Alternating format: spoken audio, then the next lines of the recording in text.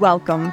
You are listening to the Play Big Queen podcast. This is for you if you are a woman who is an entrepreneur, business owner, professional, leader, or someone who is deeply committed to personal growth, self-improvement, transformation, and living authentically. This is especially for you if you have an invisible disability, whether you are diagnosed, undiagnosed, self-diagnosed, or late diagnosed, and you are working on reclaiming your neurodivergent identity, rebuilding confidence, learning what works for your unique brilliance while breaking free from small people-pleasing conditioning. If you are a visionary change maker interested in advancing your leadership and creating success on your terms, and you want to leave a legacy, if you are navigating disability or neurodiversity as an individual or as an ally, and you are looking for a supportive and inclusive environment to thrive, then this is for you. I am your hostess, Kate Bailey. I am the Play Big Queen.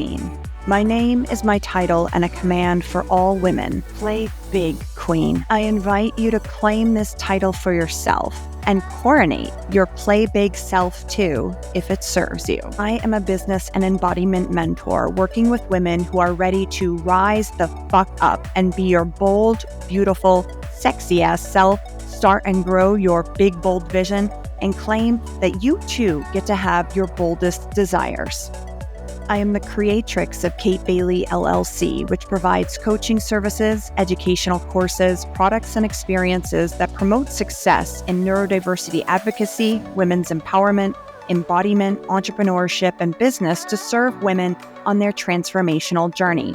To learn more about my company offerings and to get on my email list, go to xxxkatebailey.com. If you would like to learn more about my work, my personal values, my mission, and my community, make sure you catch the last 5 minutes of this episode to go deeper and learn so much more. On this podcast, sometimes we will have guests. Sometimes I'll do solo episodes, but every single time you listen, you will expand. So get ready. It's a new era for women on the Play Big path. Long may we reign. It is that time of the week again, and this is another banger episode that is specifically designed to be shared with other ADHD leaders, professionals, business owners, and entrepreneurs who are doing brilliant things in the world while simultaneously working on unmasking and reclaiming how they work in all areas of life, love, and business. Again, my new favorite place to record is on my back desert porch that my husband and stepson designed like a little coffee shop vibey hole for me. And if you hear sounds of trucks or cars or birds going by and making their music, just consider it part of the Play Big Queen ambiance. And if you're new here, you are so in for a treat. This podcast is for neurodivergent women who are rewriting every rule about leadership, power, and pleasure. This is where we name the truth, break patterns, and reclaim the parts of ourselves we were told to tone down. I am so glad you are here today because this episode is such a big one. We are diving headfirst into one of the most charged, misunderstood, and tender topics for ADHD women in business: money. Not just how to make it, but how to hold it, how to feel safe with it, how to not spend the whole damn thing the second it hits your bank account, and how to unravel the shame cycle that keeps us in loops of feast and famine. Let's go there. Let's talk about something most ADHD women carry deep in the shadows of their nervous systems. I am talking about the dopamine-spending spiral, the shame that follows, and how we start to get free. So let's breathe together and go slow. This one is not about blaming ourselves. It's about learning the truth, giving our brains what they actually need, and walking away with tools that can shift everything. All right, so if you've got ADHD, whether you're diagnosed, undiagnosed, self-diagnosed, or seeking a diagnosis, if you've got ADHD, you probably already know this. Money management is not just about numbers. It's about dopamine. It's about nervous system regulation. It's about trauma. And it's about what your brain is doing behind the scenes every single time you open a payment notification or go to tap your card at Sephora or Target, or that very convincing Instagram ad for that shiny new course that promises to fix your every problem. Here's the truth that no one told us growing up. Your brain isn't broken when it comes to money. It just was not built for a system that is designed around shame, punishment, and long-term delayed gratification. That is neurotypical culture, and it does not fit us. So what happens? We buy the thing to feel alive again. We make the money, but forget to budget. We miss the payment, even when we have the funds. We hyperfixate on abundance one day and panic scroll Zillow convinced we'll be broke forever the next. Enter the dopamine spiral. And I know I don't even have to explain this.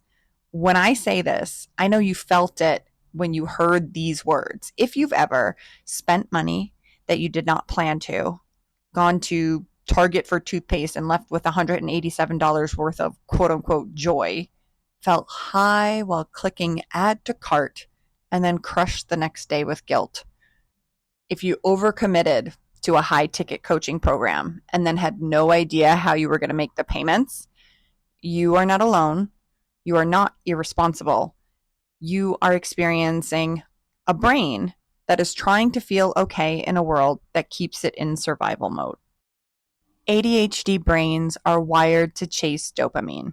We crave novelty. We seek relief from boredom, overstimulation, or emotional heaviness. Spending, especially on something that is beautiful, indulgent, or fun, gives us that quick hit.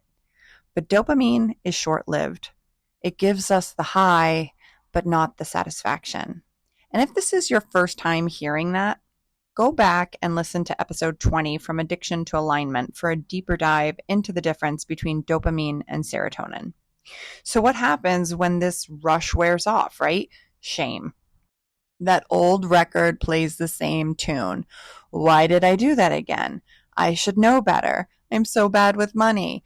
This becomes a loop. The loop is we have dysregulation, so we start spending. We feel shame from the spending, so we freeze.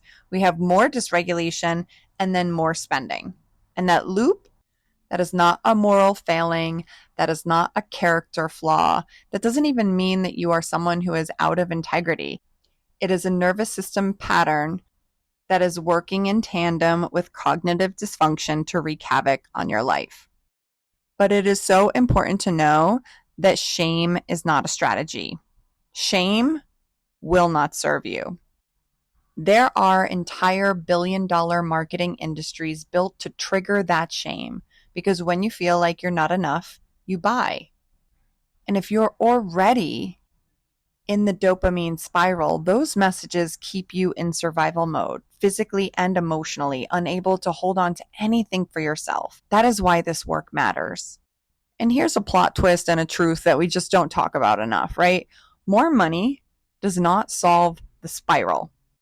There are some millionaires who are neurodivergent and spend everything too. Not because they're unintelligent, but because money holding is about capacity, not income. It's about being able to hold money, even when it feels uncomfortable. It's about feeling safe with wealth, keeping boundaries with yourself. It's about holding money without numbing, avoiding, or rescuing others with money. Most ADHD women were never taught how to hold their money. We were taught to spend it, feel bad, fix it later. But I believe you're here listening to this episode because you are ready to repattern that. Shame will tell you, be better, try harder, be more disciplined. But shame doesn't heal the behavior, it actually fuels it. And the more you dabble in shame or reinforce the shame, the more we reinforce the cycle. Because when we feel like we're failing, we reach for what gives us relief in the short term. That's how we end up back in the spiral. That's how we end up defaulting back to the small self concept, not the play big version of us who knows how to hold things and play with their resources for the long game. And I just want to clarify at this point in the podcast that I am mostly speaking to ADHD women who are spenders, who make impulsive purchases, who are caught in a pattern between survival and spending to give yourself some relief from being dysregulated. If you're more of a saver and less of a spender, and you save to the point where you do not allow yourself to invest in your own pleasure, that's a different episode. That's a different patterning altogether. There are a lot of similarities. They can be different ends of the same spectrum, but that's not what this episode is going to be about today. This episode is about breaking the cycle of spending from dysregulation and specifically recognizing that we do not need shame or punishment in order to break that cycle. We need compassion and tools that actually work for ADHD brains. And with that in mind, I want to talk about needs and wants and how they all kind of get meshed together in the ADHD blur. I think what's really helpful when it comes to self-understanding is understanding that for neurodivergent people, this line between needs and wants is not always clear, not because we're irresponsible, but because the emotional urgency of a want can feel exactly like a need. It's indistinguishable. That new online course, that new entrepreneurial venture, that weekend trip, that luxury skincare splurge that's finally going to get you to do your self-care routine. It's not just a want, it's an attempt to regulate, reclaim joy, or feel freedom after days of burnout. It's often an attempt to feel something positive, to self-resource, to reclaim joy. And sometimes it does feel like survival because neurodivergent people and people with ADHD have higher regulation needs than neurotypical people with fewer tools or support to meet them. The first step to holding money is learning to tell the difference between regulation behavior and a true resource need. And if it is a need, to pause and ask, are there other ways that I can meet this need? Ways that help me regulate without forcing me to spend what I want to hold? Because if we don't learn to interrupt that pattern by asking that question, the alternative is living in financial whiplash, which only deepens the dysregulation. And we're here to break that pattern. Now, something that I think is really important to name that I want you to take into your heart if you haven't already is the fact that your needs are valid, even if they don't look quote unquote normal. Especially for my fellow ADHDers, your needs, our needs, might not look traditional. You cannot compare your needs to someone who is neurotypical, abled, or doesn't have an invisible disability or chronic health condition. A weekly massage might not be optional for you. It might be the only way your nervous system resets or gets relief or proprioceptive input, and that is not indulgent, that's maintenance. Just like someone in physical therapy needs body work, your brain and body deserve the same support. But systems are not always going to see it that way. Capitalism calls it impulsive, culture calls it frivolous, and if we're not careful, we internalize those judgments as shame. So trust me when I say, you are not bad with money, you are not too much, you are not irresponsible, you are not incapable of holding money. You just need a different relationship with money, one that centers regulation, not restriction, one that centers choice, not shame, power, not panic. You are worthy of a relationship with money that actually works for you. So let's start to build it together. So how do we begin, right?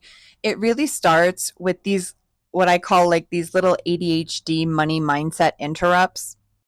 Every day you go through your life with the ABCs, your actions, behaviors, and choices.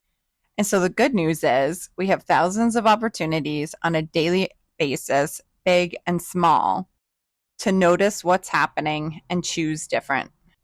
And we don't start with discipline. That is a recipe for disaster, right? Like, I think traditional people who train on wealth and money will start with discipline, and that is just like a recipe for disaster for people with ADHD. We have to start with regulation. Regulate first, then choose. Something that changed my life that I still work on in different areas is recognizing that I don't need to make perfect financial decisions. I need to pause long enough to let my body catch up. Most quote unquote bad or unwanted spending happens not because you don't know better, but because your body is dysregulated and your brain is grasping for relief. I can't tell you how many times I struggled with the basic self-care task of drinking water, remembering to drink water, taking water with me, and then I don't drink water and I get a UTI, and then I have to spend money on the doctor and the medication. And again, when you're neurodivergent, we tend to be sensitive to changes in our body, or like the opposite, right? Sometimes we get totally disconnected from parts of our body. But like I go from feeling totally fine one moment to being so completely thirsty and dehydrated the next, especially if I come out of a hyper focus hole. And if I don't have water with me and I'm out and about, like at a cafe, I'll buy like a $5 water because it's immediate, right? There's lots of sensory experiences and self-care experiences that are really challenging to prep for if you're neurodivergent. Photosensitivity, sensitivities to blood sugars dropping, and this is amplified tenfold if you have an invisible disability like diabetes. Sometimes the regulation of your blood sugar is life and death, and sometimes the regulation of your water intake and your food intake feels like life or death because you know, as a neurodivergent person, especially I'm speaking to my fellow autistic people, that if you don't meet your basic needs, you could experience a meltdown. If you don't have hacks for your self-care needs that are so much harder, then doing basic adulting becomes this survival pattern that we repeat every day. And so again, we have to start with regulation. At first, that might be you just getting a water solution on the go that helps you stay hydrated. I can't tell you how many clients I've had in my Play Big Queens accountability program whose first accountability goals are simply, and not so simply, starting with getting themselves to carry water with them and hydrate often and have like a hydration plan. That is one action, behavior, or choice that you can start to change that can start getting you from this survival mode to being regulated around money. Sometimes it just starts with basic things like food, water, shelter. So that has to be the mantra, right? Everything that you do in life has to do with your money relationship. Whether or not you hydrate has to do with your money relationship. Whether or not you are in a cycle of meeting your own self-care needs has to do with how you approach money decisions on a day-to-day basis. But I want to give you a few tools that we can like go further into regulation around. So tool number one, you got to be willing to name it without shame. So next time you're reaching for your card impulsively, say even out loud, this is a dopamine decision. Just name it. Like that single moment of mindfulness starts to break the cycle and gives you back your power of choice. Tool number two for regulating is create a dopamine menu for yourself. Write down 5 to 10 things that give you joy or comfort without spending money. Or maybe it can even be something that you make an initial investment in one time and then that's it, right? Like for me, I have my water cup. If I have my water cup, I'll just keep refilling my water wherever I go. For someone else, it might be having like a deep pressure blanket hug. Whenever I set a boundary or I can't buy something that my dopamine really wants me to buy, I put myself in a boundary burrito. This is something I learned from my coach that I was with years ago. I would just like wrap myself up in a boundary burrito and be like, it's okay that I can't buy these shoes right now. Other things that might be on your dopamine menu might be a 3-minute dance party, walking barefoot in the grass, voice noting a friend and just like laughing back and forth. Like sometimes having an accountability buddy around not wanting to buy stuff can be really helpful.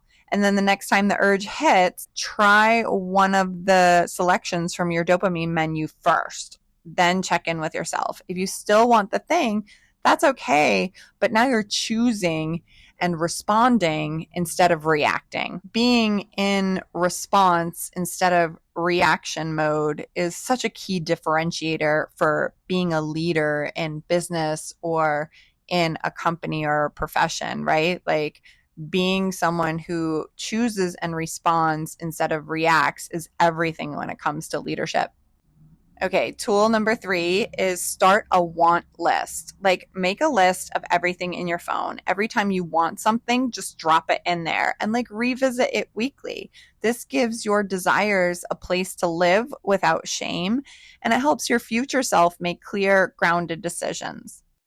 I have a want list, and on it lives everything from a portable pole and new pole clothes to a house in Palermo. So, whatever you have on your want list, like just give it a place to live.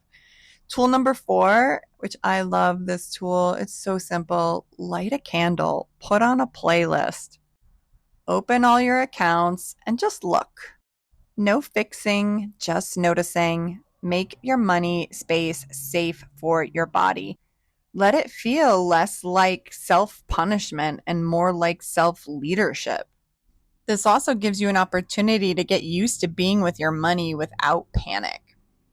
And I'm going to start to wrap up, but like there's a deeper truth that we all need to understand here, especially as women, especially as ADHD women. We were never taught how to feel safe withholding money.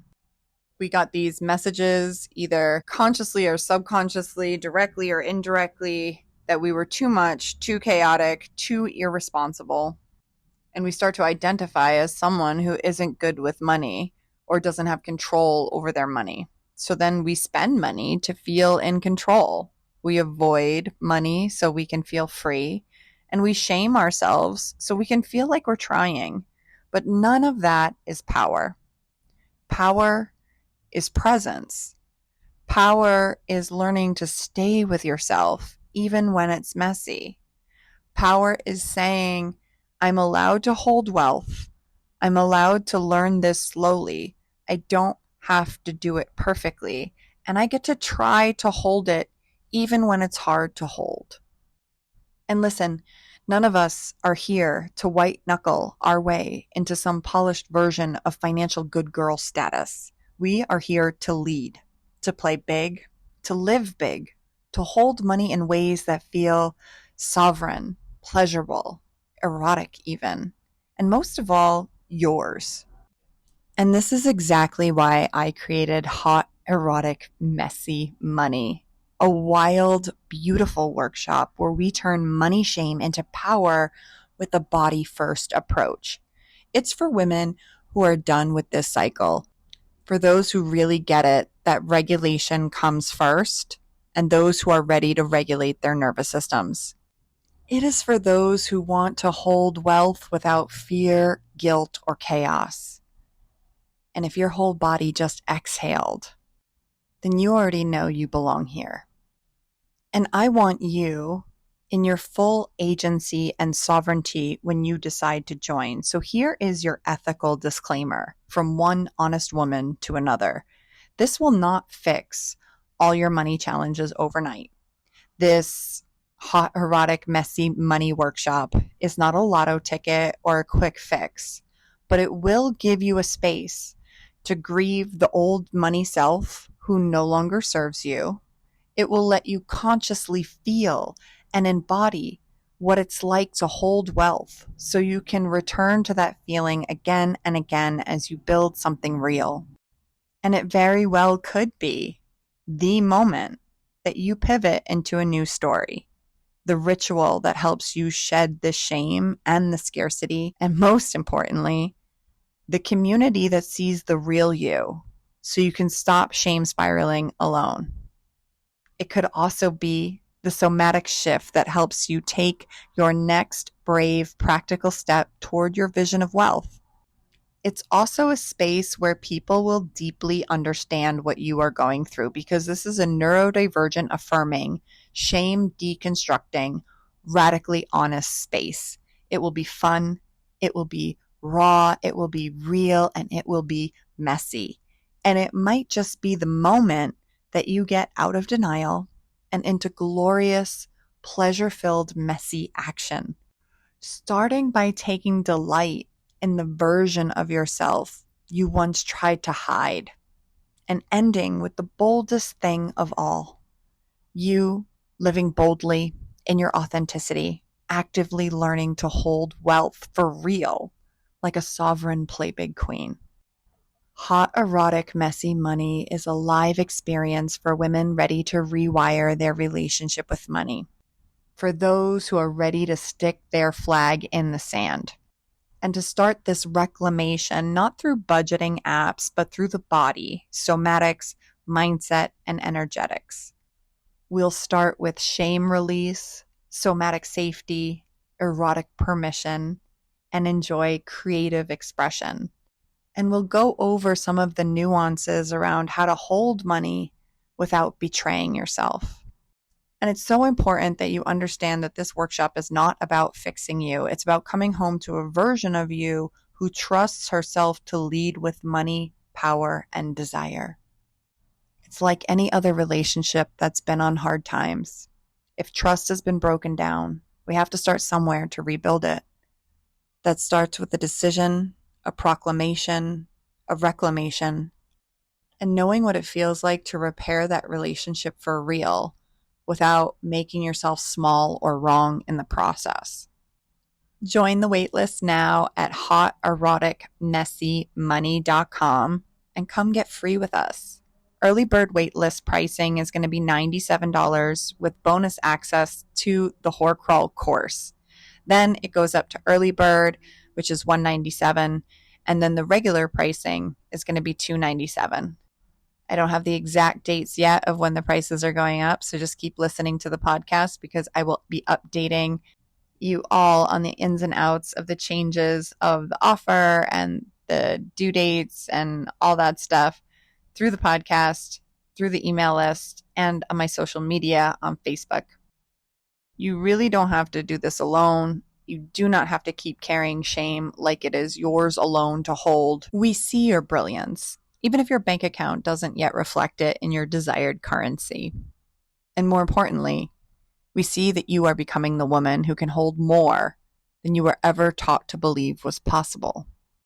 If you want to have this experience with us, put hoteroticmessymoney.com on your want list. Check in with it next week. See if it's still something you want. And let your next money season be this reclamation, not a punishment. Because you are not just meant to make money. You are meant to hold it with power.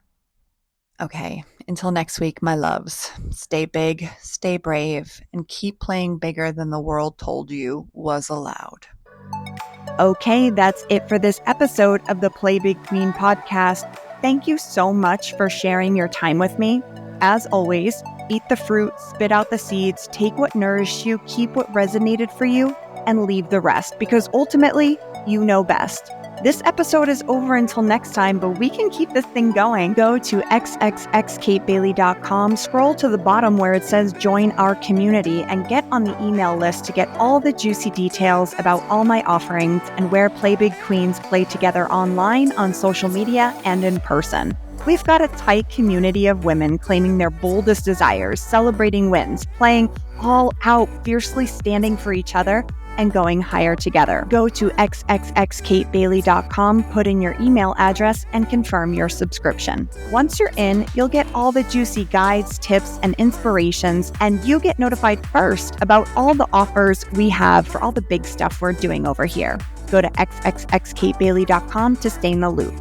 That's xxxkatebailey.com. If you like what you heard in this podcast, subscribe, share it with your friends. And if you got something from this, I would appreciate some reviews and ratings. When you take the time to review the podcast, it helps our podcast get out to more women who need it. If you haven't already, head over to iTunes and Spotify and show Play Big Queen some love. Also, I want you to know that my door is always open, and I will always make space for you to be heard and to honor your experience. The views expressed in this podcast are through the lens of my personal identity and my own lived experience. I am a European mix, Mediterranean mutt who is an Italian, Sicilian, cis heterosexual woman born in New York, experiencing the world in a white body as a multiply neurodivergent who lives in a neurodiverse and racially blended family. And like everyone else, my one single perspective comes with its own limitations. I have done personal and professional work around anti-racism, diversity, equity, equality, and inclusion. I am not a therapist or doctor, and any coaching or advice cannot take the place of professional medical, mental health, or healing help. However, that being said, what happens in my work is often a very powerful, additional, supplemental, or alternative way to heal around identity work, mindset, and emotional wellness. Although I am not a licensed therapist, it is worth noting that in addition to being a mentor, I am trained and certified in emergency medicine and response. I have rendered care to over 20,000 patients in the course of my career. I have taught over 15,000 students, many of which had learning disabilities that were undiagnosed and came from diverse cultural backgrounds. I was also a private health college adjunct professor who was responsible for training medical professionals on how to respond to trauma and behavioral emergencies. If you approach me with any concern, you will be met with professionalism, compassion, tact, understanding, support, and a readiness and a willingness to advocate for your needs. That being said, sometimes I just get it wrong.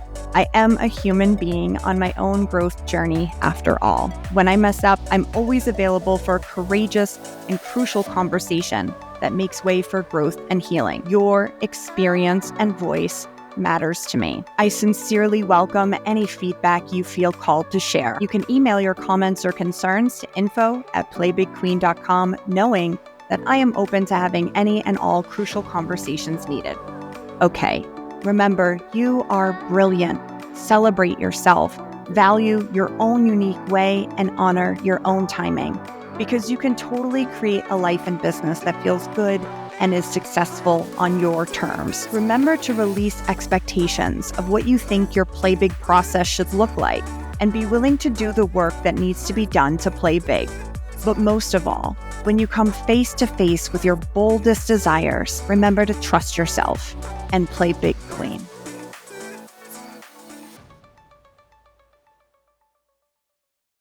Hi, queen. I see you're in it for the long game. If you reach this part of the podcast episode, it means you're interested in learning more about my work, my values, my mission, and my community. So let's go deeper together. I am here to activate neurodivergent women to play bigger and to show you that you are so capable of doing big things, and that if you value your own unique way and honor your own timing, you will learn to receive your boldest desires and so much more. In my world, what makes you different is valued, celebrated, honored, and welcome. I welcome all who identify as female and non-binary folk in my Play Big Queens community. We believe in and support LGBTQIA+2S, Black Lives Matter, women's and pro-choice rights, and obviously intersectional identities, including disabilities, neurodivergence, and religious beliefs. Personally, I am pro-sex worker rights, pro-Palestinian liberation, against Islamophobia, and against anti-Semitism, and I'm also against any cult-like religions that use beliefs as an excuse to indoctrinate people into abusive, autocratic systems. Like many neurodivergent people, we have big hearts and a strong sense of social justice around here. You are encouraged to stay and play in our Play Big Queen community if you share these values. For those who find the word queen does not resonate, perhaps because of imperial associations, the Play Big self archetype can take any form, and the invitation and activation remains the same. To learn to embody your Play Big self, to operate from love instead of fear, to go on a play big journey in community because you know that no play big queen can truly play big alone. To decide to cultivate the courage to use your voice, unmask, reclaim, embrace, and embody your brilliance, and create a life and business that works with the unique way that you work. Through this work, you will come to know the truth of your brilliance deeply. And as you come to know your authentic self, more and more will begin to open up for you. Knowing your unique brilliance will lead to great success and true belonging. In this world, we take the pressure off and learn to step off the traditional path so you can blaze your own trail. My mission is to get you motivated, inspired, and equipped to get into massive action and go on your very own Play Big journey. My mission is to empower at least 10,000 women to fully step into their Play Big self by offering healing, transformative, inclusive, and neurodiverse affirming coaching and content. Through innovative coaching programs, courses, and masterclasses, we provide the tools, support, sustainability, and community needed to help each woman embrace her unique path to confidence, success, and meaningful impact. If just 10,000 women with invisible disabilities and their allies were empowered with neurodiverse affirming and inclusive communication to express their unique brilliance, step into their authority and autonomy, and lead, the world would experience a profound shift towards inclusivity, innovation, and empathy. These women would break through societal limitations, modeling resilience, creativity, and strength of diversity. Their voices and perspectives, often shaped by unique experiences with challenges and perseverance, would redefine business leadership, inspire systemic change, and create spaces where diverse ways of thinking are not just accepted, but celebrated. Industries and communities would become more accessible and inclusive with practices that honor varied ways of working, communicating, and achieving. This change would ripple into every area of life and society. Workplaces would become more adaptable, offering a culture of respect for individual strengths. Healthcare and education systems would improve, centering accessibility and compassion in their approaches, and policies would evolve to better support those with invisible challenges, benefiting society as a whole. So many women with so much potential are shrinking in the face of their own brilliance, just sitting on the sidelines, waiting for permission instead of getting in the game.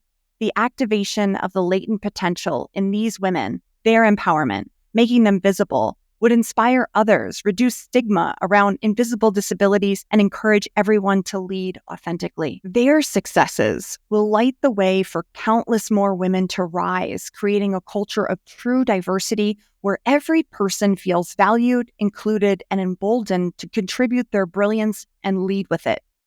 If you know you are ready for more clarity, confidence, and you want to embody your Play Big self and be supported around creating the big vision for your life and business, then send me an email at info@playbigqueen.com telling me why this work is so important for you, and we can explore opportunities to work together and make your Play Big dreams a reality.